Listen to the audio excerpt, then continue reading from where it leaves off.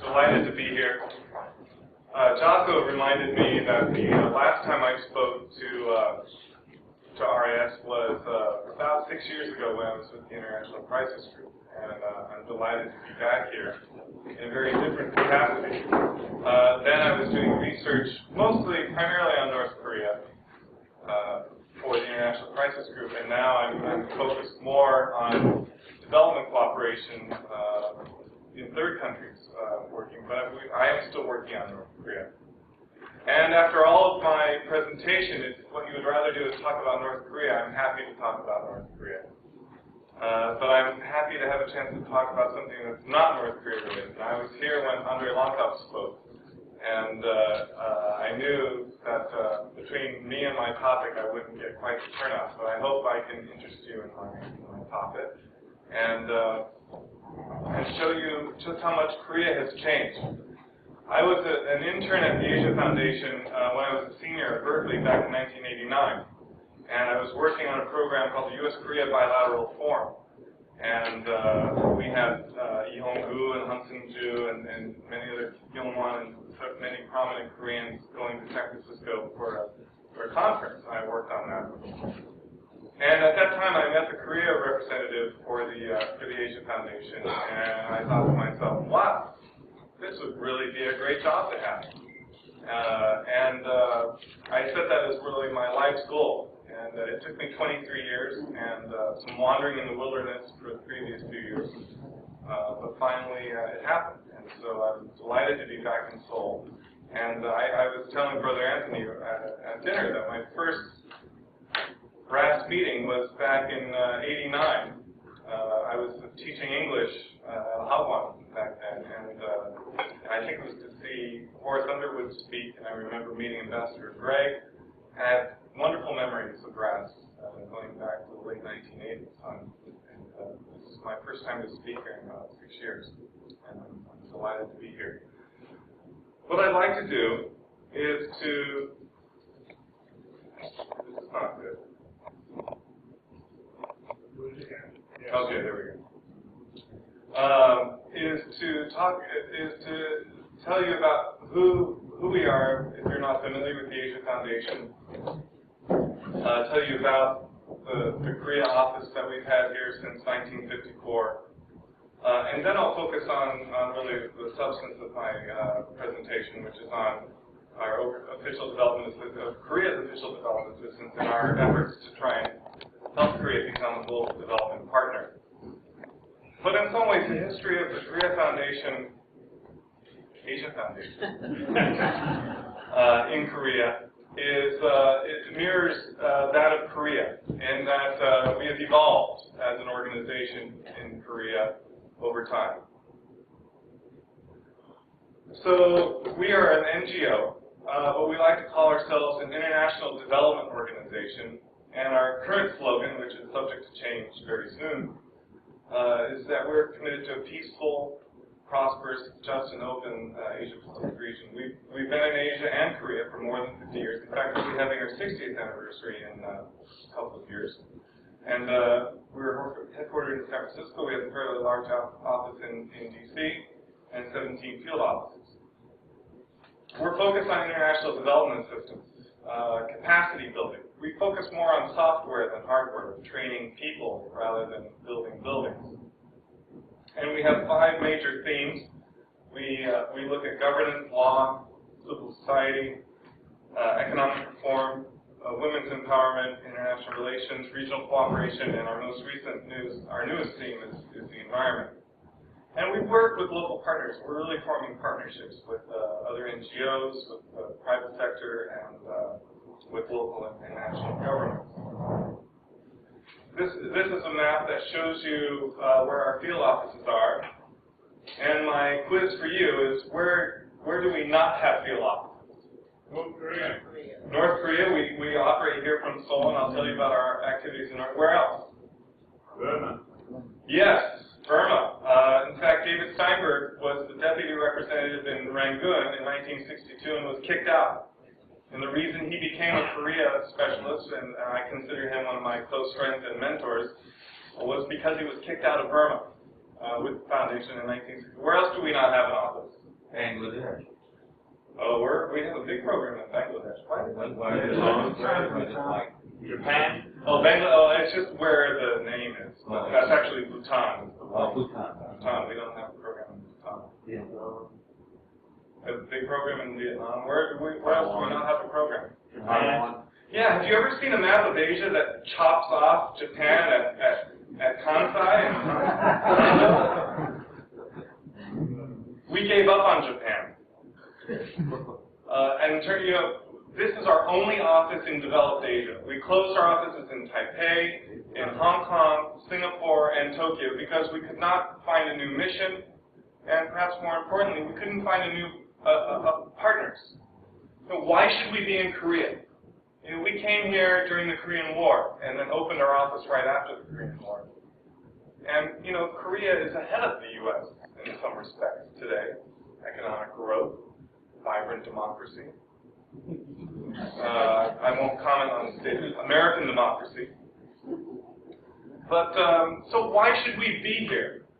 That became our question for developed Asia, and this is the only place where we have been able to find a new mission and new partners. We closed our offices in Taipei and Hong Kong and Singapore. So this is it for developed Asia. So most of our money comes from governments, primarily the U.S. government, but also other governments that I'll show you in a moment. But we also get, we have a large books program, and we do get some foundation and corporate individuals. But overwhelmingly, we're funded by government and the U.S. government, both Congress and the State Department, USAID, are primary sources of funding.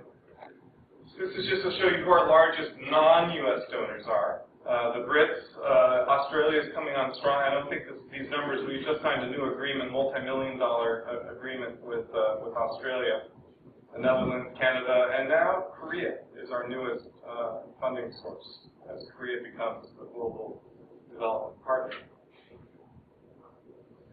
This is just to show you where our biggest programs are. We have 17 field offices, and you can see that Afghanistan is by far and away our biggest program. We have quite large programs in much of Asia. Indonesia, Cambodia, Philippines being top three in East Asia. We have in-depth experience. I haven't met Steve Rude, but he's an even longer time Philippines specialist than I am Korea specialist. But I have met Gretchen, and I've met George, who runs our Nepal program. This picture was actually taken in Afghanistan. I have to say, it does look like Kathmandu, but it's actually Kabul in the background to be technically accurate. Really impressive individual. I took a lot of mental notes on what it is to be a country representative. He's actually not a U.S. citizen. He's an Indian national raised in Nepal, and is now serving as our rep in Nepal. But I got to visit him a couple months ago to see about partnerships between the Korean government and our program in Nepal. Gretchen, I've been working with in Laos because our next exchange project with the Korea Development Institute's graduate school is actually to Laos. So my dream was to become the Korea representative for the Asia Foundation, but I never dreamed that I'd be going to Sri Lanka and India more than I'd be going to North Korea. So we consider ourselves a partner for change, for governments, for societies in Asia that are seeking change. Nilan Fernando is my sombe, my Berkeley sombe. I was just with him in Sri Lanka a couple months ago. Kim Nguyen, our representative in Vietnam, she was a boat person who went on to get her PhD from Yale. Eric Jensen is at Stanford. I don't hold that against him, even though I'm from Berkeley. But he's I got to meet him when I was last in San Francisco, and he's advising our law program. So we have a depth of experience, and we try to work with our partners. We focus on promoting elections, mitigating subnational conflicts, particularly in the Philippines, is where we're most active on this issue. Kai in the upper right picture is our deputy rep in the Philippines right now. I was with him in Da Nang, Vietnam, back in February. We try to foster community mediation. These pictures are from Nepal. Nepal had a horrible civil war, as did Sri Lanka, two countries I was in recently, and we've been trying to promote community mediation there. Community policing is another project that we have in several countries in Asia. And of course, we're trying to foster economic development is another big emphasis for us. And last but not least, empowering women has been a major focus of our activities in different Asian countries. And regional cooperation is also one of our focal points. And the Seoul office has actually become the regional office, the hub office for Northeast Asia. So I'm responsible not only for Korea, but Japan, China, Mongolia. All of our regional cooperation projects are run out of our Seoul office here. And one of our most recent themes is environmental management, environmental protection. It's a major focus of our program. Now, our oldest and our biggest program of all is our Books for Asia program. We have given about 46 million books since 1954 to all the countries of Asia. And we give about 1 million books a year, worth about $40 million. Now, what this is American publishers, textbook companies, all the major textbook companies will donate to us their previous editions that they can no longer sell. These are new textbooks, but they're 2009, 2010, 2011. They're not the latest edition, but for your average developing country, this is more than adequate for what they need. And so all we have to do as a foundation is pay for the shipping costs to send these books. So this is it's actually our oldest and our biggest program of all. It's called Books for Asia. The lower right are Mongolian children. So now I'd like to turn to our activities here in Korea, and this will be a stroll down memory lane, if you will, to look at our activities in Korea over the years. And this is Education Minister Beck who accepted our very first shipment, this picture was actually taken in 1951. It was in Busan when we were sending a newspaper to be used for textbooks, which is what the North Koreans are using today, sadly. But this is for textbooks for elementary school and middle school students back during the Korean War. So that was our very first project here. Was during the Korean War. This is just to show you the funds that these are real dollars rather than inflation-adjusted dollars. About the money that we spent. The green is by decade, and the purple shows you the cumulative. So we have roughly $1 million budget a year, and we've spent now over $45 million over the decades in Korea. I think I mentioned we tend to be a software, training type organization, but we do have some tangible, real-world accomplishments. We helped fund the plans for the Gwanak campus for Seoul National University, which I attended back in 1990, 1991. And I remember when I was a student at Seoul today, I said, wow, there's a lot of grass on this campus, not knowing that it had been Ibyung-cho's golf course. Now, it does not feel like a golf course. It's a giant collection of buildings.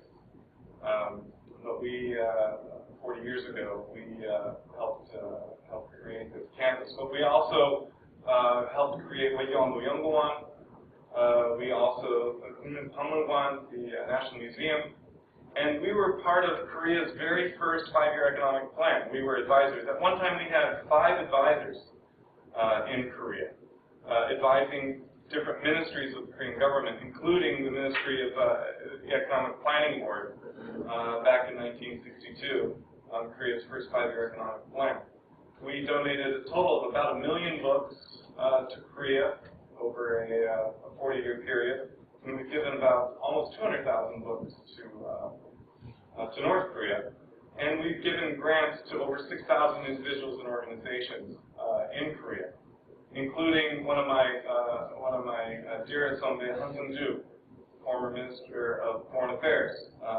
We supported him when he was a high school student back in 1956 to visit the U.S. for the first time for a summer camp. So we've been investing in the Korean people for close to 60 years. This is just to show you some images of some of our programs. Again, I mentioned the textbooks that we provided. One of our very first reps was Jack James. We were supporting the film industry here. Is anyone familiar with Lee Dae-won? I consider him to be one of Korea's great artists of the 20th century. He passed away a few years ago, but before he passed away, he gave us one of his pictures, and it was turned into a print, panhwa, that we were able to give to our supporters. And I still have, lucky, it was like finding treasure. I found a couple of boxes of his prints in our office that we didn't even have one on our walls, but. I consider him sort of inspired by the Impressionists. He grew up and lived on an orchard near Seoul, and we supported him in the 1950s to open one of the first art galleries in Korea. And when we had our 50th anniversary back in 2004, he was kind enough to give us one of his pictures that we had print made and then gave to our supporters. But just an example of the kind of people that we've supported over the years. That's David Steinberg back in the late 90s. I think it was roughly the same age I am now. So even though I'm losing hair, it's nice to see that I still had more hair than he had when he was my age. Some things don't change. In the 1970s, actually, we were focused more on agricultural development here. These are some of our projects in the 1970s. And in the 1980s, we were looking at social services. But we were also, I was just looking today, we're going to receive an award on Thursday from the National Election Commission about Joongang Ilbo, for our work on elections and sort of supporting Korea's transition to democracy. So we were working in social services and democratic transition and consolidation in the late 80s, early 1990s. In the 1990s, we were focusing on the rule of law. One of my predecessors, this is Tam Ormiston, who's a lawyer now somewhere in the Midwest. I want to say Nebraska. But he was a lawyer who was represented in the early 1990s, working with the Constitutional Court to help instill the rule of law here in Korea. And in the 2000s, we were focusing on good governance. Migrant labor was another issue. We looked at regional cooperation. And you can see one of my predecessors, Scott Snyder, was a very good friend. I think it's in Seoul at this very moment, if I'm not mistaken. And then we had our 50th anniversary. That's our former president. What we had here.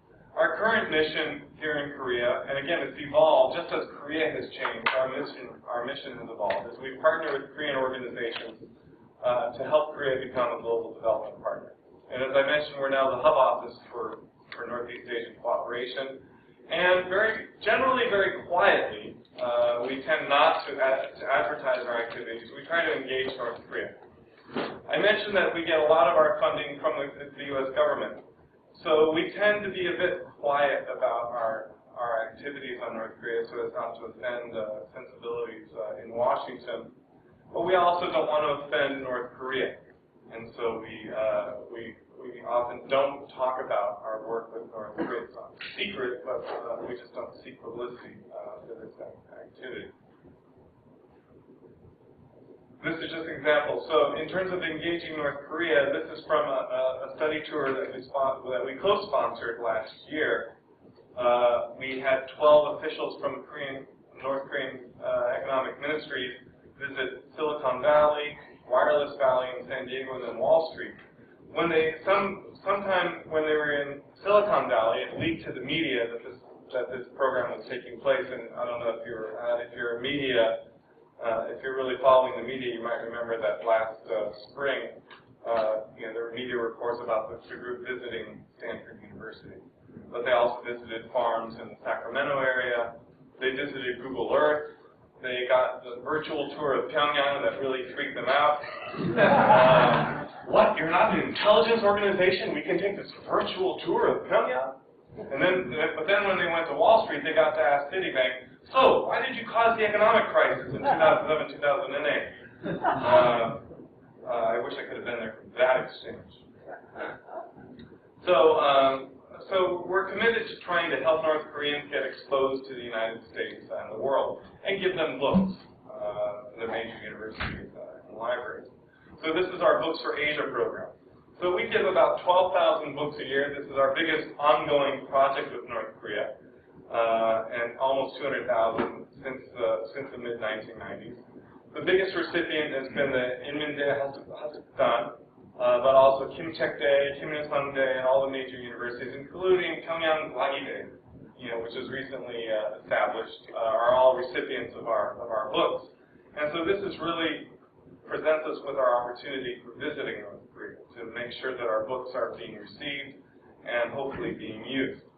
And in fact, when I visited Pyongyang about 6 years ago, I was not with the foundation, but I went to the Grand People Study Hall and was able to go to a shelf, and I pulled out some books, and sure enough, some of these books were from the Asia Foundation. You'll notice science, technology, medicine, economics, business. There should be a comma there. English, it's not just business English. You'll notice democracy is not on the list of books. But again, every country has its sensitivities. Back in the 70s and 80s, we were not allowed to send books here that dealt with Marxism. The Korean government here would check each shipment back in the late 80s, until the late 80s, to make sure that we were not trying to subvert the Korean population, South Korean population. If I have to point to why do we still have an office here, I would say the turning point was actually our 50th anniversary. It was not just our 50th anniversary, but at that time we set up what we call our Friends of the Asia Foundation. We have a board of directors. Lee Hong-gu is the chairman. And creating this organization was critical to finding a new mission and new partners. And it's perhaps ironic that two of my sonbae, Kim Ki-hwan and Han Seung-ju, have really been critical to helping us find new partners here, new mission and new partners. And so our members are really some of Korea's leading opinion leaders and opinion makers in Korea. But the Friends of the Asia Foundation has been critical.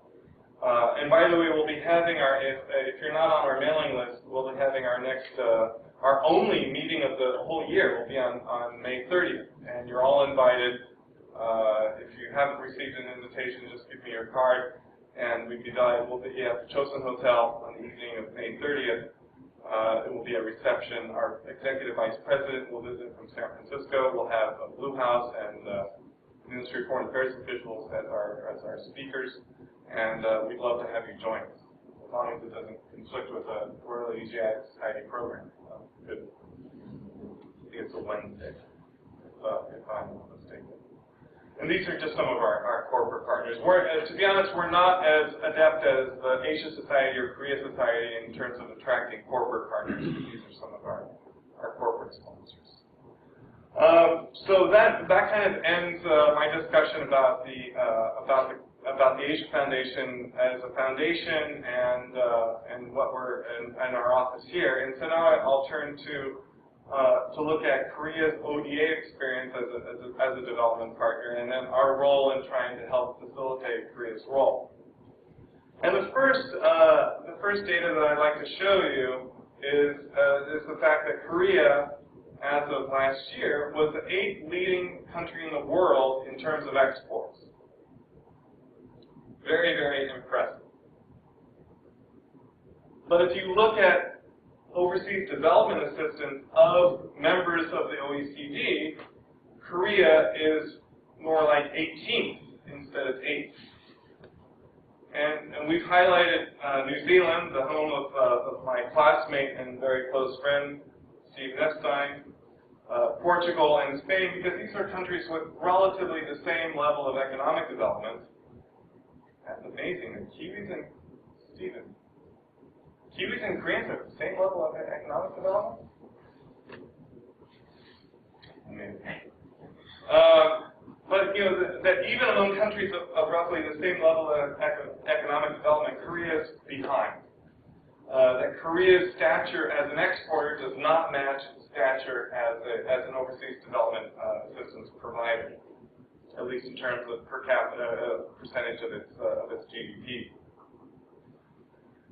On the other hand, if you look at just over the last decade or so of Korea's ODA contribution, it has increased dramatically from the 200 million level to almost $2 billion, roughly almost 10 times in just over 12 years. So South Korea, and specifically, I know NB is not the most popular leader in the world right now, or at least in Korea, but really, I have to give a lot of credit to NB to really putting emphasis on the expanding Korea's ODA.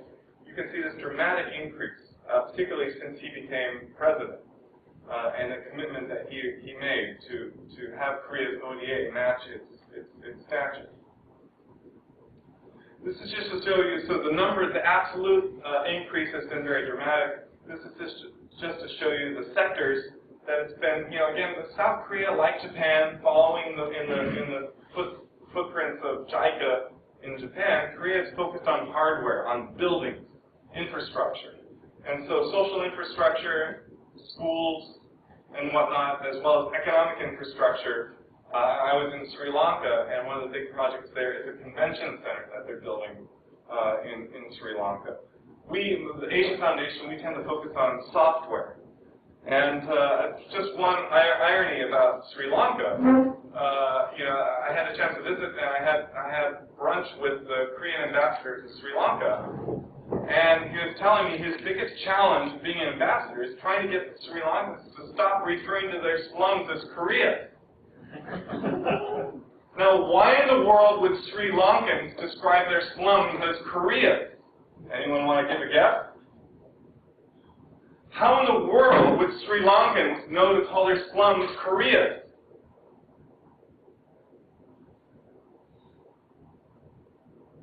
No one has a guess? Sri Lanka, otherwise known at the time as Ceylon, was one of the countries that participated in the Korean War. And the Sri Lankan soldiers who came here and saw the devastation and poverty of Korea in the Korean War went back to Sri Lanka, and Korea became a shorthand for their slums. They still use that term, even today. A bit ironic. I only learned a few weeks ago that the ugliest building in downtown Seoul, the U.S. Embassy and the Korean Culture Center, were actually gifts of the Philippines. Who knew? I didn't. Until very recently. But anyway, so Korea tends to focus on hardware, on buildings, if you will. This is just to show you the numbers in terms of Korea's annual ODA. Now again, President Lee made a commitment that Korea would basically triple its ODA from 2009 to 2015. And this is just a chart that shows you the increase, you know, over the last dozen years or so, from insignificant in 2000 to quite significant today, tripling from 2000 to today, and again it will double again over the next several years. And this is to show you Korea's top 10 ODA recipients. And where is the action? Asia. Top 9 countries are all in Asia. A very good fit, if I must say, with the Asia Foundation. And so the top 9 recipients of Korean ODA, and these are in millions of dollars, is overwhelmingly to other countries in Asia. Another statistic that I wanted to share with you is to show the dramatic increase in the number of volunteers, of Korean volunteers. This is a fairly new phenomenon. It only started back in '91. It's only about 20 years old. but Korea, and I must say, and to be accurate, there are far more missionaries than there are Korean missionaries abroad than there are Korean overseas volunteers. But now Korea is sending 1,000 Koreans every year to Asia, to Africa, all over the world to participate in development projects. And now, to put these numbers in context, I'd like to show you the contrast with Japan. Korea is roughly equal, in fact, as of last year, is equal with Japan. This is a country with much greater per capita GDP, with 2.5 times the population, and Korea is now equal with Japan in terms of the number of volunteers that it's sending to foreign countries. So it's, how you look at Korea's ODA policy depends on the number. If you look at the absolute terms, dramatic increase. If you look at it in comparison to Japan, catching up and caught up, Korea's caught up to Japan. But in terms of OECD members, still catching up in terms of Korea's ODA. And then I just wanted to show you a few pictures to show you some of the Korean overseas volunteers. I was in Nepal back in March, and I got to sit down and have dinner with a couple of Korean women who were volunteers. And by the way, the majority of volunteers, the majority of employees at KOICA, as well as volunteers, are women. And I think Korea's best export now is not sonyoshide, as much as you may like sonyoshide. I think Korea's best export is women who are helping the rest of Asia develop. And these are just a few pictures that I like of some of their programs. So my last topic for this evening, before we open up to discussion, is to look at the Asia Foundation. We call ourselves PATH, and our role in helping Korea become a global development partner. And we have 3 major partnerships here today. The first is with the Korea Development Institute, and we have an annual research program. Last year was focused on development cooperation. It was tied to the high-level forum on aid effectiveness that was held in Busan last November. And we had a year-long research seminar with KDI, including in Sri Lanka last year. And then we published a book with KDI last fall, timed with the high-level forum. But it was considered one of the our program at the high-level forum in Busan was considered one of the most popular and well-attended of the entire HLF4 program in Busan. This year's project is focused on pro-poor growth. I'm always easy to find in pictures. Just look for the head that sticks up higher than everybody else's. But we held this meeting in New Delhi, and unfortunately, I had to find out the hard way just what exactly Delhi Belly means. But we have our first program is in New Delhi. Our next one is in June in Beijing, and then we'll have a wrap up here in Seoul this fall. We also have a partnership with the KDI Graduate School. We hold international development conferences and seminars. And more importantly, we have a capacity building program. And so KDI School is now a major partner for us. We have a 1-week program. In fact, the group will be going to Laos in a couple of weeks. And then we have longer-term programs for individuals, basically to send Koreans to our offices in other offices in Asia and to bring Asians here to learn about the Korean development experience. We've had close to 100 participants so far from the government, NGOs, academia, media. And we focus on themes that relate to the country that they're actually going to. And so for Laos, it'll be natural resource management, since that's a big issue for Laos. And our newest partner, and this only happened last December, and frankly, this has really excited my headquarters because the Asia Foundation is KOICA's first partner that is a non-Korean NGO. And KOICA, for us, is the first non-Western partner. So this is a very new and exciting partnership, and the reason I got to go to Sri Lanka was to visit our project sites, to meet my Sombe, Nilan Fernando, and to visit our project sites. I was in Batikaloa and Panmunai on the East Coast. And let me tell you, if you're traveling from Colombo, which is hard to see on the map, but it's in the southwest, it's a very exciting journey by car to get to the East Coast. You feel like you're taking your life, and you can stay if you're in a car, you can stay in your lane, or you can pass the other vehicles to get there faster. And it's not for the timid, let's just say. I didn't see any elephants, but I did see waste disposal sites that we're considering to help local governments better deal with waste disposal. And this is $1 million project that we have. So this is our first project where all of the money that we raise here in Seoul is to work with Korea in third countries. And so this is really exciting for me, but also for our headquarters, that we can help Korea become this global development partner.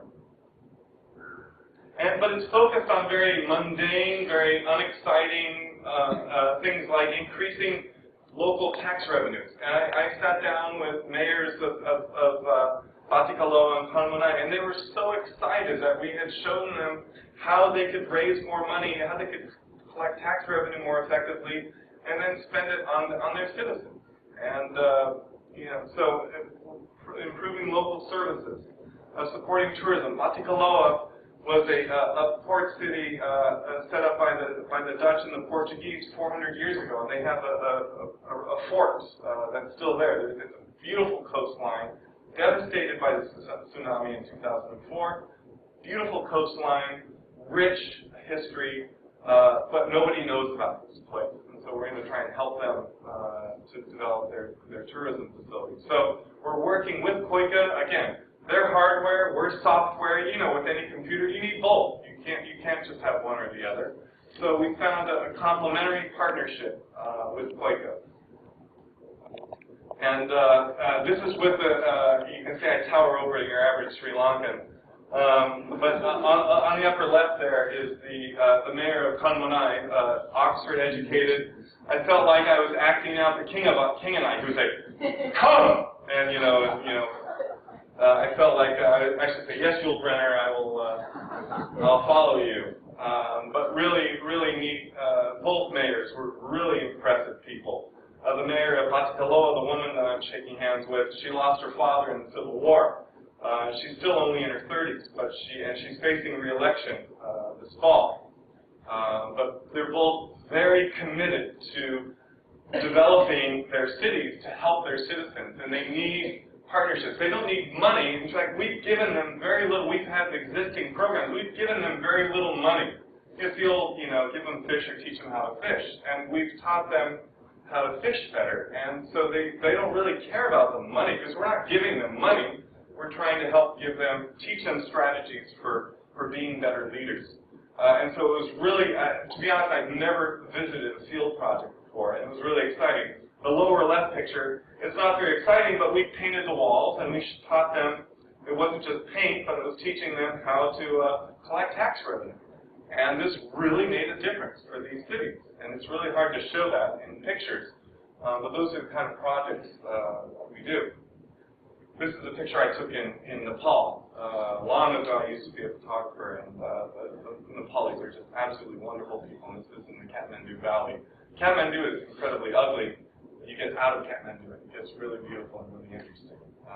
And sorry if I've talked for too long, but love to take your questions. And again, I know from the interest in Andre Lomkov's talk that if you want to talk about North Korea, I'm happy to talk about North Korea, but I'm also more happy to have a chance to talk about something that isn't North Korea. So I'm happy to take questions on any subject that I've raised or that I haven't raised.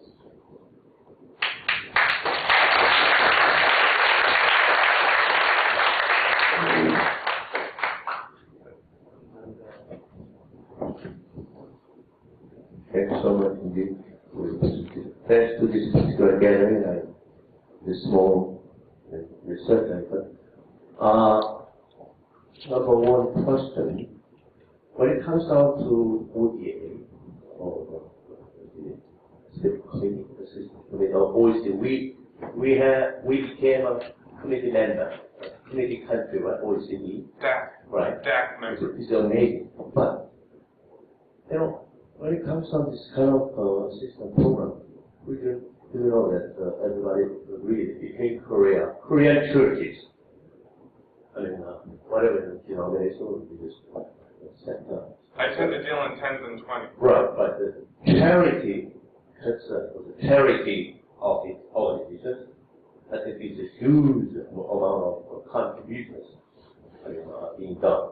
So how do you interpret when you are talking about one particular country, this kind of ODS program in general? And the number two question, one of my senior members, he is very good shape, very healthy, but he's very anxious to become a KOICA volunteer, but they said there's an age limit, 65 or something like this. I mean, do you think it's quite fair? I think there are many, I only not know better, but many Korean senior guys who find much more free time. They would like to make use of their talent, experience, so. Well, your second question about age discrimination, Maybe.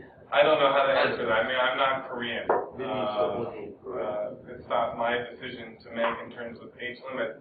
Does the Peace Corps have a limit? Yeah, there's one another question. There's no limit on the age for Peace Corps volunteers. And Tom, you are a former volunteer, aren't you? Oh, you are too? Oh. Very interesting. In what country? Oh, you were here? 1977. 대단하십니다. 존경합니다. I never knew about 네, 우리 병업 봉사당원 출신 분들이 굉장히 존경해요. Well then, that's bad, isn't it? But Korea's changing, and I'm sure it's a matter of time before that changes as well. Now, on your first question, I think Korea is number 3 in the world in terms of volunteers, in terms of overseas volunteers. They're number 2 for religious volunteers, and I have personal ties to this because my brother-in-law's brother was killed in Afghanistan. He was my brother-in-law, Dae-Hyung-gyu 목사님.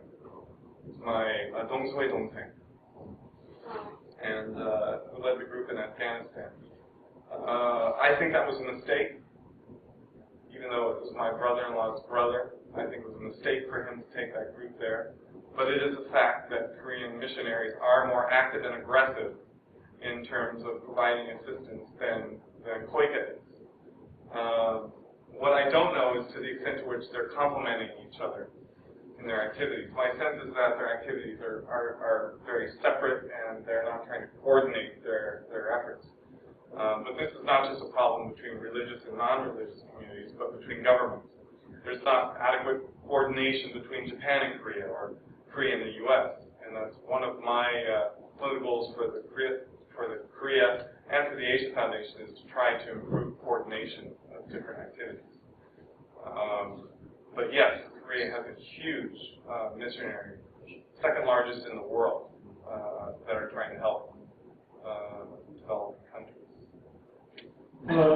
Africa, I think that China, of course, is putting a lot of effort into Africa, and I know Korean churches are doing quite a lot of work, like in well digging, water supply, that direction in Africa. Africa didn't figure very much. It was just at the end, just at the bottom was Angola. That's right. Number 10. But do you see an expansion for Africa in the future? you're asking the wrong person. That you have to ask the Korean government. But it seems obvious from the numbers and from this list that Korea is focused on its region. I looked at the numbers today. About half of the money that Korea spends on ODA is to Asia, and Africa's far away. And China is viewing Africa through a slightly different lens than Korea is. China is basically trying to exploit natural resources in Africa. And again, having been in Sri Lanka, the Sri Lankans have no illusions. They know that they have no love for China, no love for India, and no great love for China either. And they know that China is there for the money and the natural resources. And Korea it's not quite so blatant or obvious. And in fact, the image of Korea and Sri Lanka is actually quite positive, because the work visa system for foreign workers is actually the best, I'm told, the best in the world.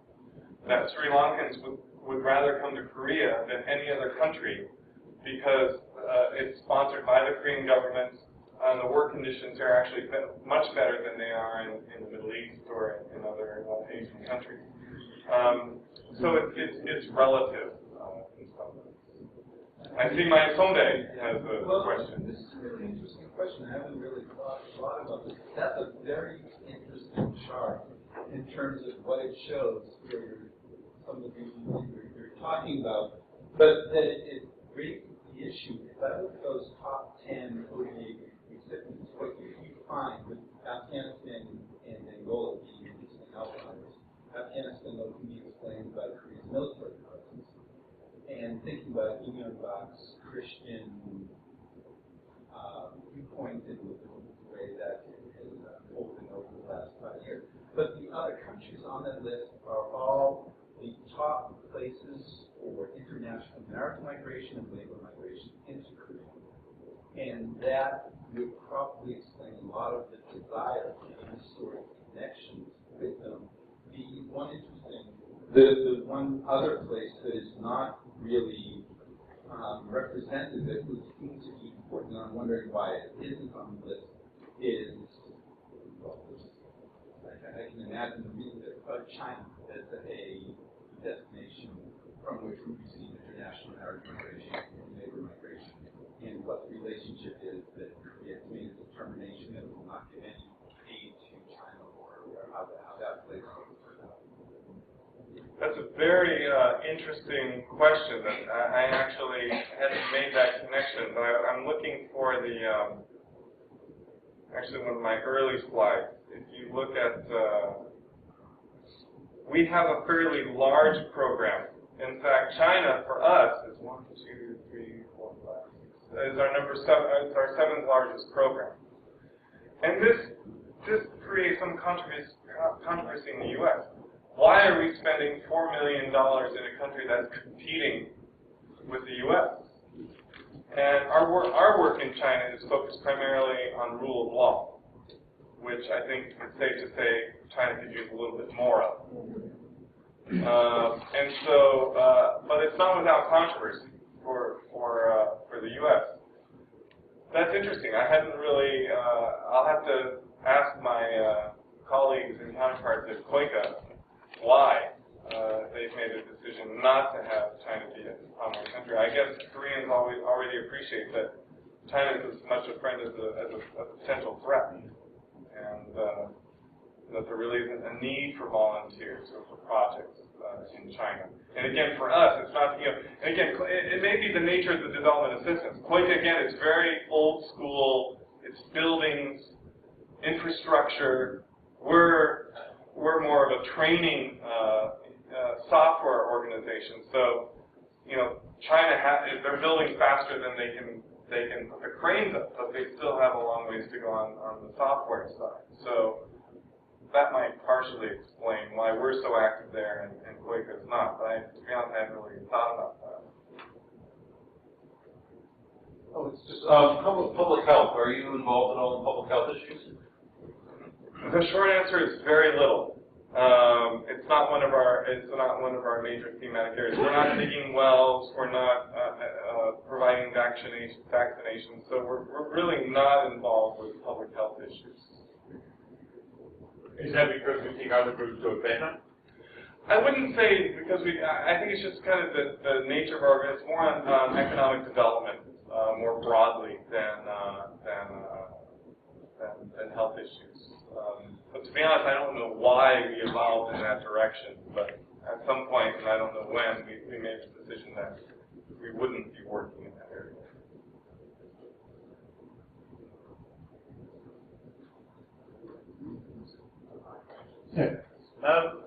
One of the sort of anecdotal things one always hears around the world about developments in aid is a lack of long-term effectiveness for all manner of reasons, which everyone in the room has heard of.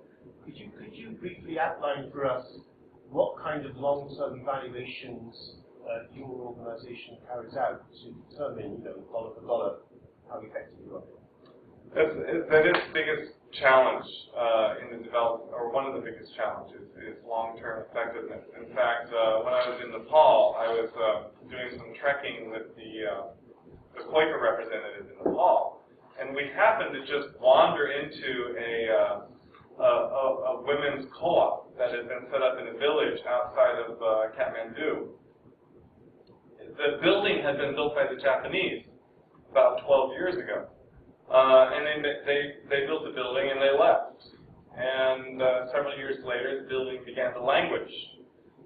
It was not being used really for anything. And it was the Koreans who came back several years ago, and it was a very small South Korean NGO that came back and said, "Hey, you've got the facilities here, but you need a program." And this woman, and she set up an NGO called Beyond Nepal. It started out as a one-woman NGO. She has a Nepali partner, a lawyer that she's working with, and she almost single-handedly revitalized this project in Nepal that had originally been paid for by the Japanese. So this is a big problem. The focus in development tends to be on ribbon cutting. New school, new hospital, new building, and then they tend to walk away. And so this is a big challenge. And again, because we focus on software, we like to think that that's more long-lasting. That if you're giving people new skills, new way of thinking, that they'll carry that farther than a new building. Now, you need infrastructure, you need wells, you need waste disposal, you need buildings, but you need to train individuals about how to use those facilities and how to be effective leaders. So we try to focus on the software side of things, which we like to think is more long-lasting, or at least complements the building activity that's taking place. But this is the biggest challenge, and why we try to form partnerships. And the biggest challenge that we face, frankly, and this is not just in the development world, but in other organizations that I've worked with, is having partners that have a sense of ownership. It's very easy to say, we're the wealthy donor, here's some money for a project, and then you feel good about giving the money, and then you walk away. But that's not the end of the story, is it? It's making sure that the individuals understand how to use that money, that they change their way of thinking, and that's harder. It's a lot harder to do that than it is to just build a building or give some money. And frankly, whether you're focused on hardware or software, there's no automatic way of making sure that your investment is and your efforts are going to be long-lasting. And that's really the biggest challenge that we face. And so we try, we have 5-year and 10-year projects, and we're always conducting evaluation. Is this project effective? Because we're getting money from governments that are saying, we want to make sure our money is being spent well. And so, we have a project with the Korean Development Institute Graduate School, and we reached the end of 5 years. We had an external evaluator come in and say, we're paying you not to tell us what we want to hear, we're paying you to tell us if this program is effective or not. You'll get paid no matter what you tell us. We want to know, is this project effective? And so I think that's what governments and donors in general need to do, is to ask for hard-hitting assessments of whether or not the project is really effective. And you can measure numbers, but you can also measure qualitatively in terms of talking to people. But that's the biggest challenge that we face, is this long-term sustainability of our projects. Well, Myanmar, Burma. There are some positive changes last 1-2 years, and now you are thinking about Burma something. We are. We are very serious about resuming our project in Burma, but we would like sanctions to be fully lifted.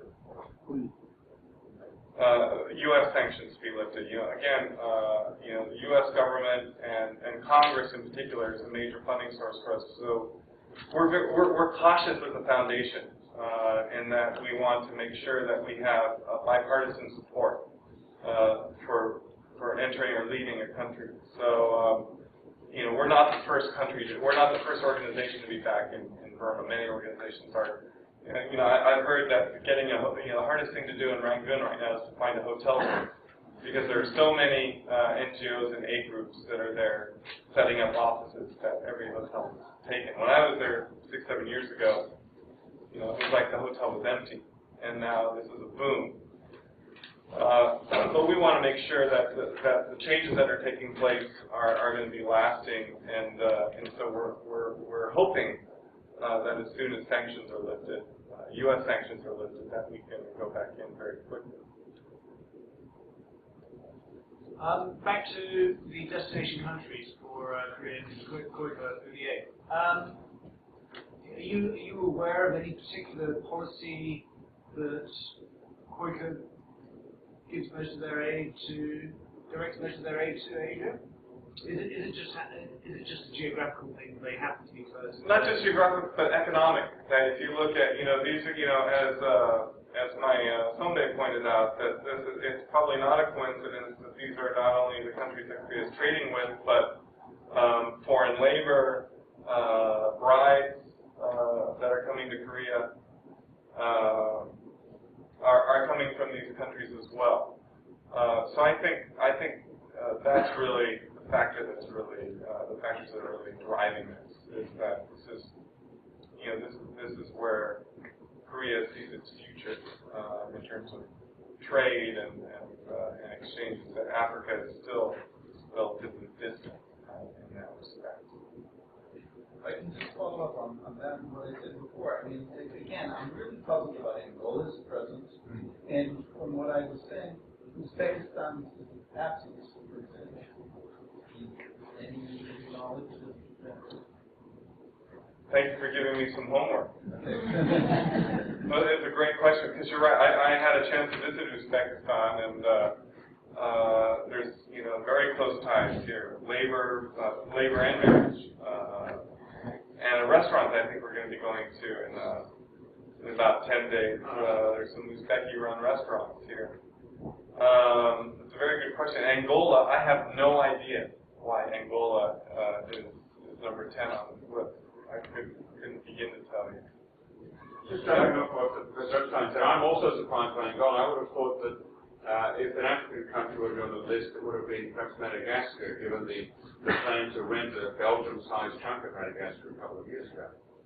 Do you know if that's anywhere on the 10-20 list? No, I don't think Madagascar is, as far as I know. So I guess that's one of the up and coming countries, but not on the list now. Thank you very much. There's one question. Yes. I just wanted to ask if you know how many countries KOICA is in. We're looking at the top 10 there, but I believe it's around 50. The last time I checked, KOICA has programs. They have representatives in more than 40 countries, and they have volunteers and projects in more than 50 countries. How many is it for the Peace Corps? I don't know now.